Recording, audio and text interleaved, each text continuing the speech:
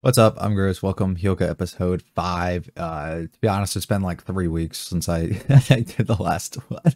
I stockpiled in the first few and I've been behind on some other stuff. That's alright though. We're here now. I don't remember that Chitanda was upset because she couldn't actually still figure out, despite them finding an answer, why exactly she was so upset and crying or whatever her uncle or whoever it was that said whatever they said. So I guess we're still got to figure that out, and I'm assuming there's more to this mystery than we actually understood, or more to the story that we just haven't been able to figure out. Excited to see how they're going to do this. I believe we're going to wrap this up based on the name of the episode, so excited to see. If you like it all, the like and subscribe to mean a lot to me. Feel free to stick around for the discussion, leave any comments about this episode or series. Let's go on episode 5. That's why he's a hero. He's sacrificed himself. I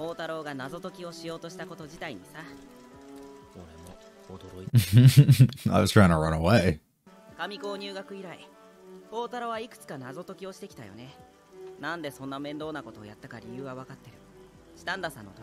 Exactly. He won't admit that though. He's gonna blame it on her. It works, but it happens anyways.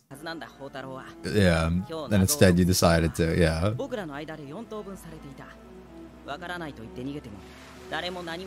But instead you let it fall on you and you figured it out.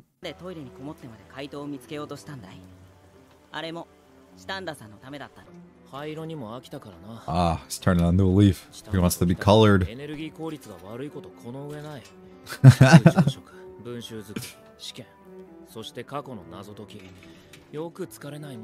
Honestly, what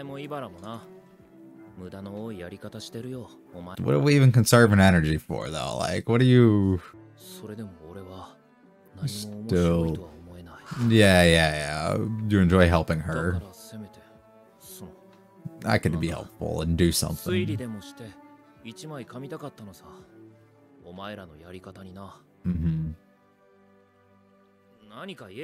I like the clouds, all the gray, the darkness of the rain and everything, and the light slowly being let in. Yeah, look, the light specifically on him.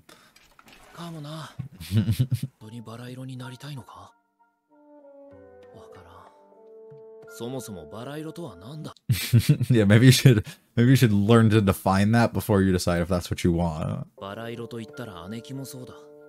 She just goes with the flow. She send us another letter. Oh no, same one.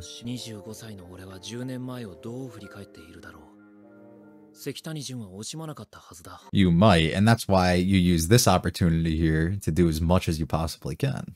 Because you don't want to look back in 10 years and be like, fuck, I probably should have did some other things. That's why your energy conserving route is kind of lame for right now. Oh, you made it. No. Damn.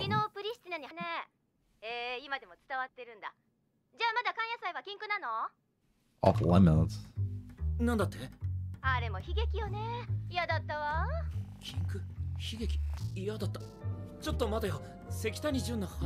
Like, hold on, I didn't get any of this. Yeah. Apparently I don't. Yeah. Like, I thought I knew, but yeah, that's for you to figure out.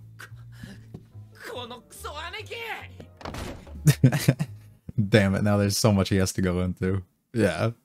Alright, that's what I was thinking last time. I was like, dude, there's gotta be more. Yeah, it probably has pieces of what you need, but not everything.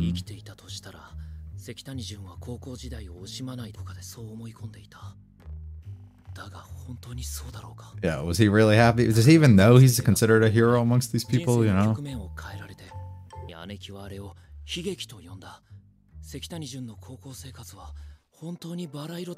You don't even know the first thing, bro. It's like, listen, we got some shit to talk about. Yeah.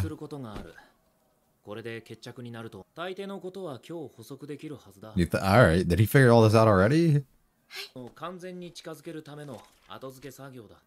He's like, I tracked him down, he's coming today.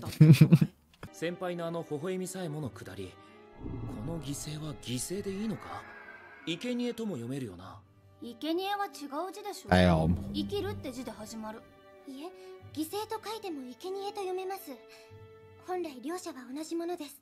Yeah, that's too far above my brain power level to. You wouldn't know, yeah. Right. That's why we have to find them, yeah. Yeah. 序文を書いた本人さ、郡山陽子。45年前に高校1年生で現在は60か61。She's gotta be somewhere. Yeah, I tracked her. 探すまでもない。すぐそばに。Is she at the school? そうだな、図書院。Oh, it's the librarian. The one who tried to misdirect us before? 糸井川陽子先生。旧姓が郡山なのね。そうだ。Gotcha, gotcha. Because I was gonna say he specifically said before, I believe, unless I'm thinking of another show, that nobody from any of these like previous years are still in the school because they constantly like shift teachers and stuff like that. So he wouldn't understand specifically because the librarian herself has a different name now, right? Yeah, she was like, no, don't worry about this. 頭の中覗いてもらえば？前にも言ったが、ひらめきばかりは運が絡むからな。I have my moments. 解剖されてはたまらん。じゃあ、糸井川先生にお話を。Yes, yes, we'll get your answers. 45年前のことはわかる。So come along. なんであれが英雄譚じゃなかったのか。なんであんな。 To be fair though, she doesn't have to answer. She's going to, but she doesn't have to. そして、お前の叔父のことも。The most important of them all. What are the odds Chitanda breaks down crying by the end of this episode when she learns whatever it is? Now, when he made the appointment, did he specifically tell her what it was about, I wonder? Or are they just gonna pull up on her and shock her with the subject matter is the question. You wrote this. Yes. Where did you find this? Okay, so he definitely didn't be like, alright, we're gonna talk about this during the appointment. Yeah, now she gets it.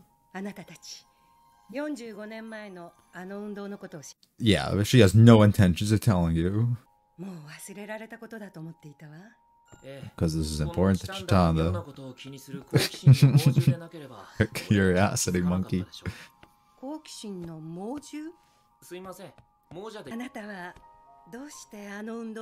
Because she has relation to this man.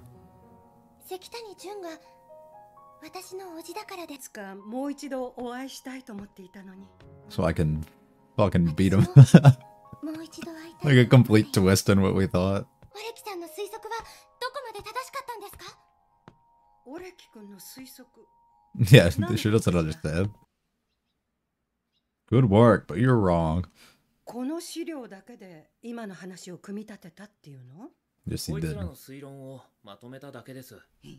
We were useful.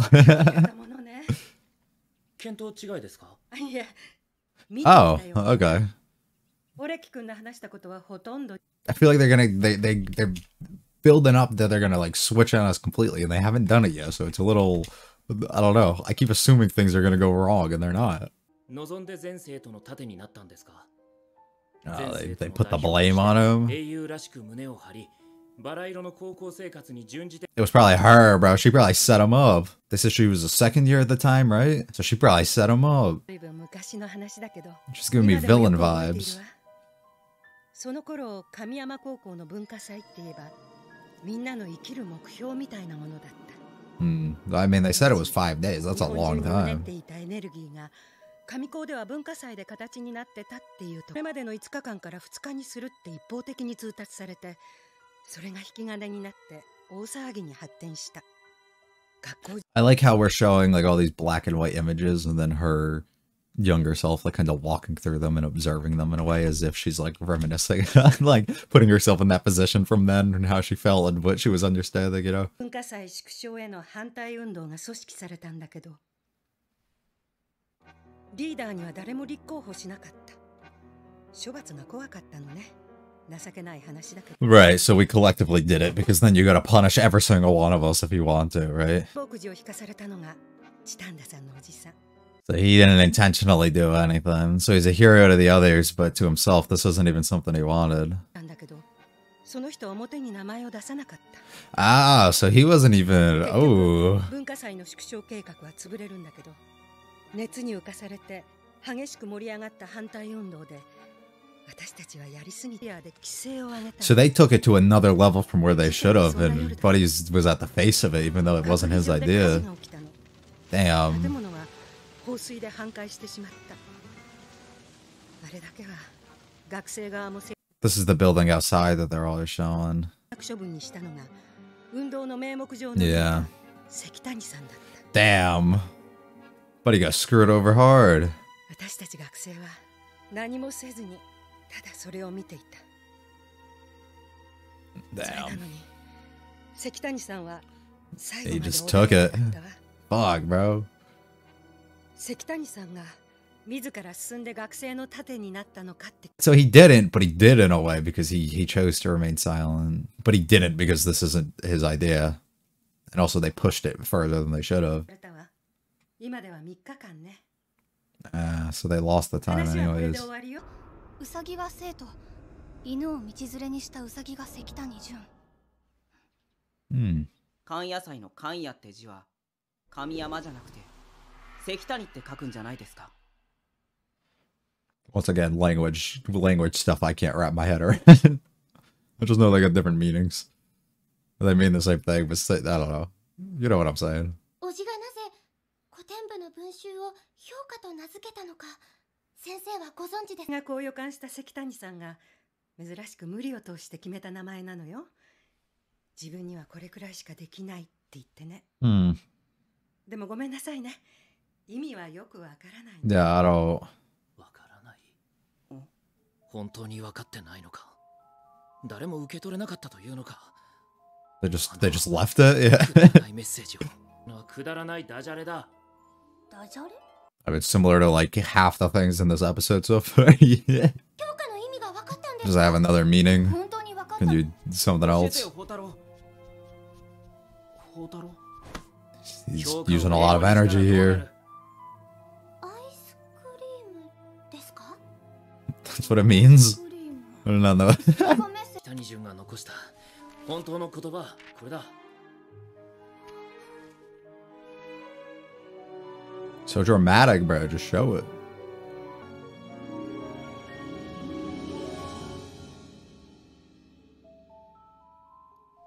And the crying begins. I was right. I still don't know what. なれと言ったんです。もし私が弱かったら悲鳴も、そう、悲鳴も上げられなくなる日が来る。 Couldn't scream, let out your そうなった true. ら私は生きたまま。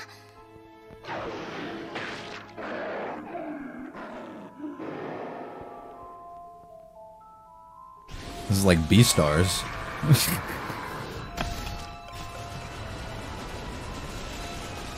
What the fuck? 私は生きたまま死ぬのが怖くて泣いたんです。 The he didn't even mean it the way that she probably took it as a kid. ちゃんとおじを送れます。オレキさんのおかげです。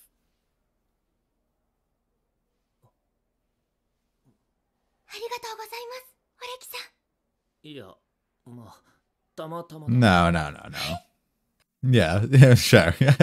愛、スクリーム、 Yeah. 私は叫ぶ。か。45年前の隠された真相とかいう特集記事なんだが。 Special feature. なぜ俺が執筆担当な。 Well, I mean, you're the one who determined literally everything. Yeah, come on now, buddy. Let's go. 一番ページ数が多い。そりゃそうだよ。何しろ目玉記事なんだからね。 Use a little energy here, 大丈夫 brother. ですか、オレキさん。引き受けたというより逃げ切れなかったんだ。 Similar to what happened with her uncle. まあ、関谷純への手向けくらいにはなるか。 Yeah. 言いましたよね。おじの謎が解けなくてもいつかは時効になっていくのかもと。 Yeah. 確かに10年後の私は気にしないのかもしれません。でも今感じた私の気持ち、 They're still there, right 将 there. 来どうでもよくなってるかもなんて、 Mm-hmm. 今は思いたくないんです。 Right. You wanna believe 私 it. が生きてるのは今なんです。だから So I'd like to make the most of what I got in the present, rather than worry about how I'm gonna reflect on that future. よくわからないんです。いいさ。俺も同じだし。 Mm. Similarly, how do we open the episode of him reflecting on the same situation in a way? 聞きたいことがあって手紙を送る。姉貴は古典部のことをどこまで知っていたのか。どういうつもりで俺を古典部に入らせたのか。姉貴なら俺のスタイルを知っているだろう。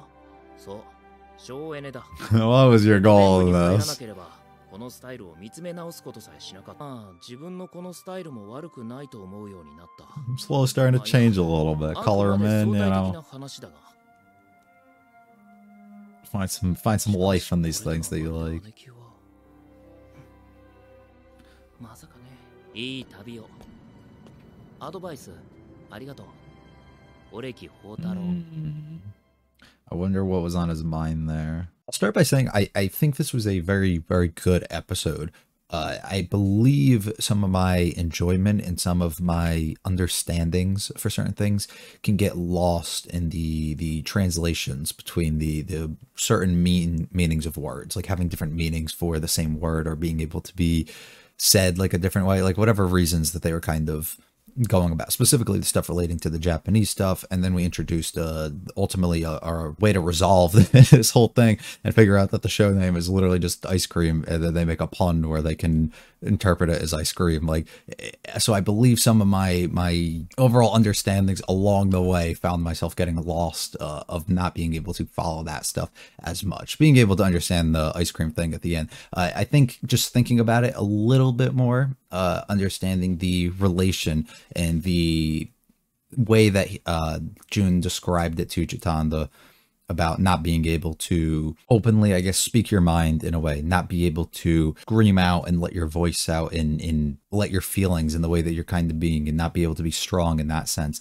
to a point that things are going to kind of swallow you up at the end of the day, and you're going to look back and have regrets by the end, looking back and having negative thoughts and having anger and hatred for things that probably shouldn't have mattered or could have been resolved in a way, but due to your inability to kind of express yourself openly, it kind of resulted in things like that not happening and kind of altered the way that your life played out afterwards. And I believe that's more of the lines in which he was going down. I feel a lot of it I was struggling again to pick up fully in the moment, and I kind of needed to just sit here and think for a couple minutes, but I'm thinking that's more of where we're going. But please let me know the way that you took it, the way you explain literally anything. I don't care. It'll help me understand more before I even be able to watch this next one, and hopefully appreciate it a bit more, because I feel like I said before, my appreciation for some of it can kind of go out the window when I have to focus a little bit more on certain aspects, and a lot of it ends up coming back, or I'm able to pick up and think about it a bit more through my edit and be able to rewatch at that point, right? But please just let me know, like literally anything, if I'm not grasping it fully or if I'm still understanding it at some sort of level, expand upon that for me. Being able to look into Jun a little bit more as Chitanda like realizes all this and it comes to a conclusion at the end, basically, but being able to reflect back and understand where he kind of came from and how this wasn't a sacrifice, I guess, in a way that he wanted to take. Well, he did take it because he opted to kind of keep himself closed in and not speak his mind at the end of the day, being the one who was set up along the way and kind of taking the hits for everything that's kind of occurring here, while getting full credit from everybody around him for protecting the thing that they wanted and being that leading and guiding figure in a way, while he's not even the one pulling the strings, but ultimately the one who has to take the hit for any, you know, consequences and result that comes, especially when they do something and the building itself ended up getting burned and everything, right? Like, the poor guy didn't even want to do anything, completely just bottled up and lets everything within him kind of swallow him, unfortunately. Not making that choice on his own to be that hero, but becoming the hero to others. Well, to himself, it's just sad, right? He just feels empty at that point. He feels there isn't nothing. I guess gray could be another word that we use at that point to describe him. Similarly to, I guess, Uriki in a way, of him viewing all these mysteries and stuff and trying to solve things for Chitanda's purpose, being the one at the head of all of that. But at the end of the day, it doesn't, well, I guess that doesn't work as a comparison, because it does fulfill him because he gets to be around her more. But I guess it isn't necessarily the things that he would want to do, and it's more so doing it for other people's purposes, so they view him in a brighter light than, you know, he would probably look at himself. I like just the opening scene a lot, of these two kind of having this discussion about not having any color, being gray, and Uriki wanting to possibly being envious of the lives that other people are kind of living and wanting them for himself, but maybe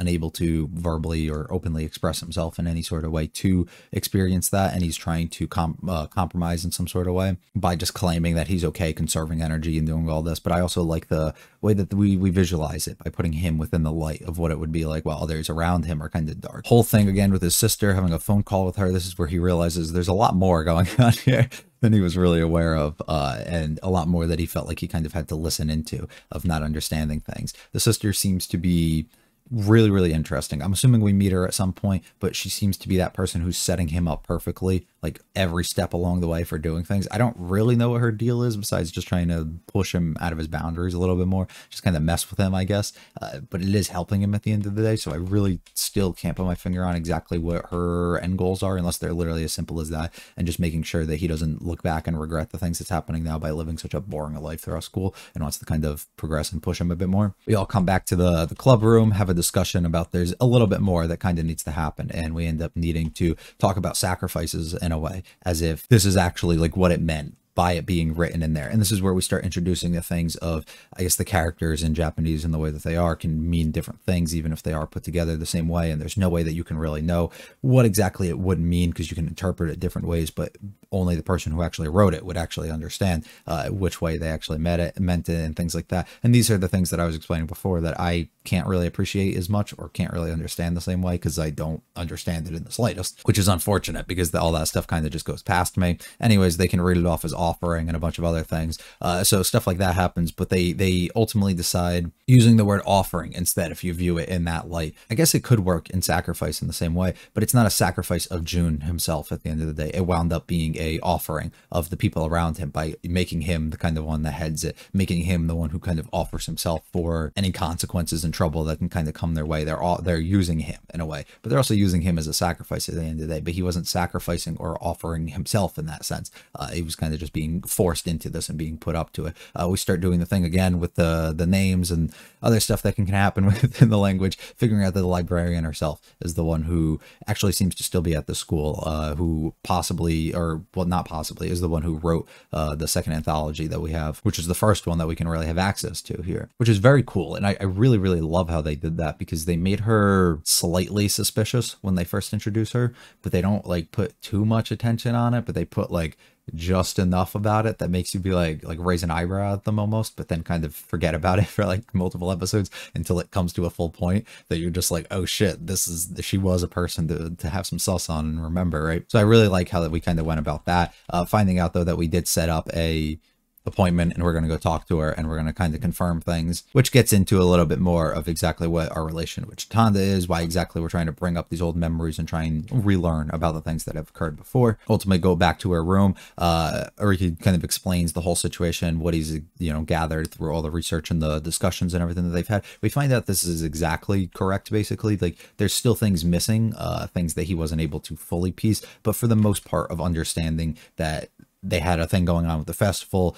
He was the one who, Jun was the one who ended up heading it, and that he didn't get suspended for multiple months after the fact and after everything else that occurred, right? Understanding that there was a conflict between the higher ups and the students and the teachers and everything else that's going on, right? All really made sense. So actually was a lot better and worked out a lot better than I thought. I thought that he was going to be completely off the mark. I figured that we would have been like completely overlooking something, but it turned out that that wasn't the case at all. We start asking a bit more about if Jun was the one who willingly took this hit, and if he was willingly the one who wanted to go out of his way to protect the students or to give them the things that they want. Did he want to be this hero? Was that his like goal? Was this the things that he was trying to do? At this point, I really, really thought that we were going to go into the librarian being the one who like kind of set him up, and I guess she was, because she's technically still involved with everybody else in the school, but being the one who like was like framing him in some sort of way, or was pulling some strings and set him up, which kind of messed him up or fucked him over at the end of the day. That didn't end up happening a lot. I thought we were gonna go some like ultra villain route with her.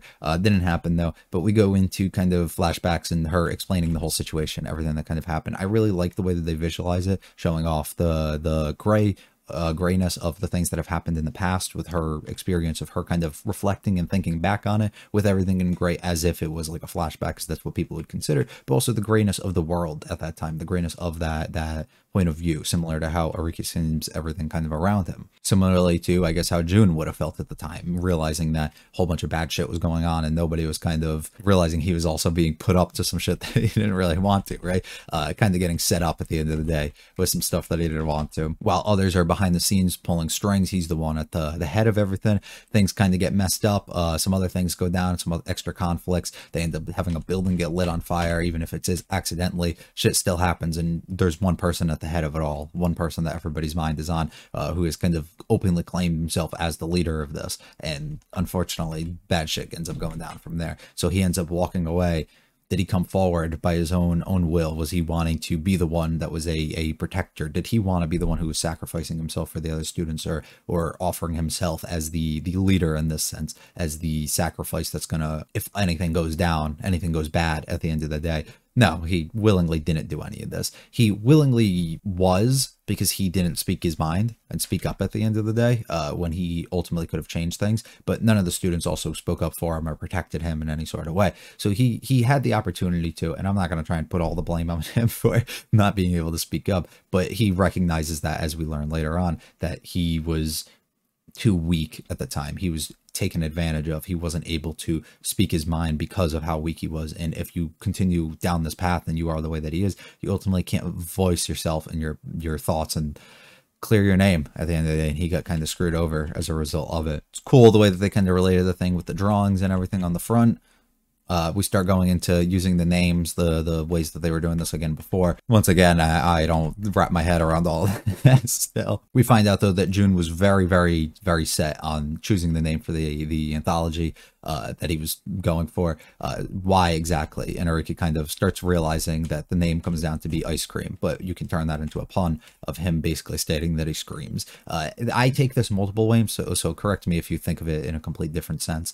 But the way I was more so thinking of it was like, he openly screams internally, at least, of the struggles and the things that he has, and screaming, putting that passion and that energy that he has, that he can't vocalize himself, into the words, into this anthology, into this book, into the title here, to leave a lasting legacy in some sort of way, or to let people know that this is like his jotting of the situation and the things that kind of have occurred before, being able to fully relate it back to Chitanda's situation, where she completely falls apart, starts crying and breaking down, realizing that because he wasn't strong, because he was put in a position where he ended up becoming weak, that he wasn't even physically able to scream at the end of the day. He ends up getting eaten alive. It completely consumed him by the end, and it makes him fall apart as a person. As he continues to get older, it gets harder for him to even think about or talk about the situation, because he looks back and reflects on these situations and regrets the things in the direction and the path that he ultimately took, which really, really sucks.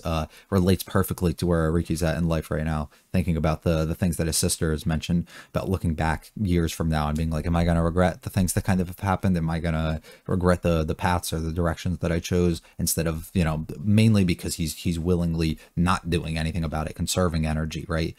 Not giving it his all, or doing the things that he feels is right in that moment, or maybe the things that he would want to do, and trying to leave things with no regrets or anything. But Chitanda mainly breaking down, of thinking that, now I wonder if her understanding the meaning of the thing that he was saying, or she just kind of took it as like, I'm literally going to die if I'm weak. But I don't know. There's a few ways I feel like this can actually be taken, rather than something as straightforward. But I think it depends on who's telling it and who's the one expressing it, right? And exactly the words that they choose to use. We get a fun Beastars representation of like this thing consuming this rabbit. Chitanda being able to openly express and thank Ariki for the things that he's kind of done, ultimately being beyond happy with everything that happened and how it was resolved. Everything resolved basically perfect, it feels like, at this point.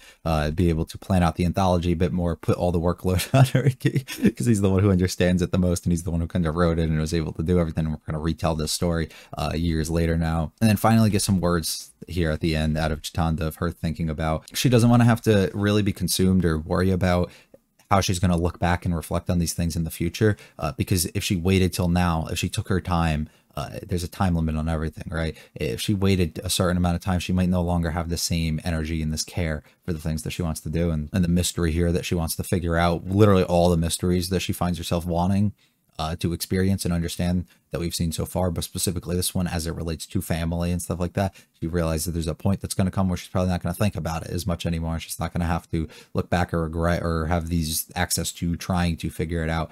So might as well take that opportunity now, because that's what she wants in that moment now, allowing Ariki to kind of see the other side of things, of being like, maybe if there are things that I want now, I should take that opportunity and go for it here, instead of letting it all pass and then reflecting later and not being so happy with myself, you know. He starts getting to think a bit more about the things that have changed since he's joined the club, how his life has kind of began to morph into something different. Is this something that he wanted? Is this something that he's happy about? Is this, you know, this new version of him, this new style, as he says, is it such a bad thing, or is it something that he actually enjoys? And realizing, you know, maybe it's not the worst at the end of the day. And maybe adding some color to your life and adding some energy and not conserving as much can be a good thing, which I really, really like. Him at the end, again, questioning his sister, like, what are her motives? Did she kind of know this stuff was going to happen? Did she set me up from the beginning by leaving certain info out and leading me on in certain directions? It's really interesting, and I like learning a little bit about her and getting these bits and pieces and the way that we're using her. So really, really cool. Again, really cool episode. I don't know if my understanding of a lot of the stuff is perfect here. This is a show that uses a lot of dialogue, right? It dumps a lot of info and portrays things in more lengthy versions in ways than I feel are always necessary, which isn't necessarily a bad thing, but meaning more of you have to kind of consume more info at once. So on first watch like this, I feel it's a little bit more difficult for me to gather some stuff, especially in comparison to other things that I've watched. So that's why through my rewatches, because I have to rewatch the show basically when I'm editing again, I'm able to pick up on some more stuff and gain a better understanding and appreciation for kind of what I'm watching. So also keep that in mind if you don't think that I'm fully following. But also if you don't, please enlighten me. Let me know more. Let me know what you really liked about the episode and fill me in a bit more. Allow me to experience or understand it on the same way that maybe you do, or why exactly you like the things that were presented in this episode. I would really appreciate that. But I really like that a lot, and I'm excited. I think it was a good way to kind of, a better way to end this arc than I really expected. I thought that we were going to have some thing that was going to like absolutely break Chitanda by the end. I don't know why my brain was going so negative. But I thought it was going to be something like that, which, I mean, she cried a little bit, but it wasn't the way that I was expecting it to kind of go, which I think is really, really good. And they resolved everything very peacefully in a way. I'm very excited to see kind of where we set up next, if we go into a whole new like arc here, or if we're just going to go back to like episode 1, 2 kind of thing, and just maybe take it a little bit at a time and progress some characters and introduce some more stuff until we feel like that we can really set ourselves up. I would really like some more moments just with our main two kind of interacting. I mean, and I'm assuming all of that and these experiences that are going to continuously come are going to be straightly through these mysteries, and they've been used as like this catalyst to kind of kickstart everything that's happening with their relationship and the feelings that they're ultimately going to end up having for each other, continue to grow them, especially on Chitanda's part, as she continues to grow her admiration and her interest that she has in Ariki himself. Excited kind of just to see the way that they approach that and how those two develop too. I'm more interested in that stuff than most of the mysteries, but that's okay. That doesn't really matter, because like I said, those things seem to be used as ways to get them closer together and get them working together and give them more opportunities. So I think it works perfectly as a great balance kind of there. So pretty much, yeah, enjoyed this one a lot. Once again, let me know anything down below. If you liked it, I'll hit the like and subscribe to mean a lot to me. Feel free to check out the other videos on the channel, leave any comments about this episode or series. See you next time. Peace.